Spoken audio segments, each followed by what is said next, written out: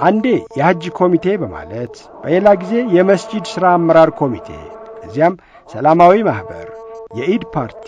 የወጣት እስላሞች መንፈሳዊ ክበብ እያለ ሃይማኖታዊ ጥያቄዎቻቸውን የበዓል አከባበር፣ ሰብአዊ መብትና ሌሎችም የእኩልነት ጥያቄዎችን በማንሳት እስከ 1966 በትግል ዘለቁ። እነዚህ በየዘመኑ በተመሳሳይና በተለያዩ ሰዎች የተቋቋሙ ማኅበራት፣ ክበቦች አንዱ ሲታገድ በሌላው አሊያም አንዱ እያለም ሌላውንም በማቋቋም ከ40 ዓመታት በላይ የታገሉ ኢትዮጵያውያን እስላሞች በደል በዛብን፣ ድንቁርና ዕጣ ክፍላችን እንዲሆን ተደረግን፣ ኮፍያ አድርገን መሄድ አልቻልንም፣ በአገራችን መጤ ተባልን፣ ተገፋን በሚል በ1966 ሚያዝያ ወር አገር አንቀጥቀጥ ሰላማዊ ሰልፍ አደረጉ። ሰላማዊ ሰልፍ ከማድረጋቸው ቀደም ብሎ አገሪቱን በጠቅላይ ሚኒስትርነት ለሚመሩት ክቡር እንዳልካቸው መኮንን ባለ 13 ነጥብ ልዩ ልዩ ጥያቄዎችን አቀረቡ።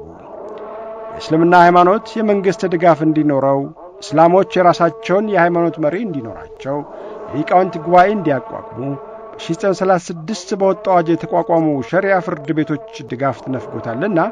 መንግሥት በበጀት እንዲተዳደር እንዲያደርገው፣ የእስላም ሃይማኖት ተከታዮች በዓላት የሕዝብ በዓላት ሆነው እንዲከበሩ የሚሉና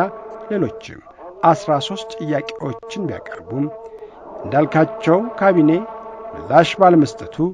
ቅዳሜ ሚያዝያ 12 ቀን 1966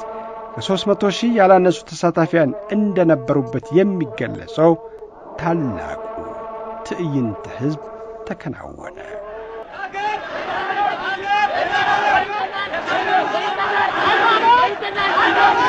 Hey,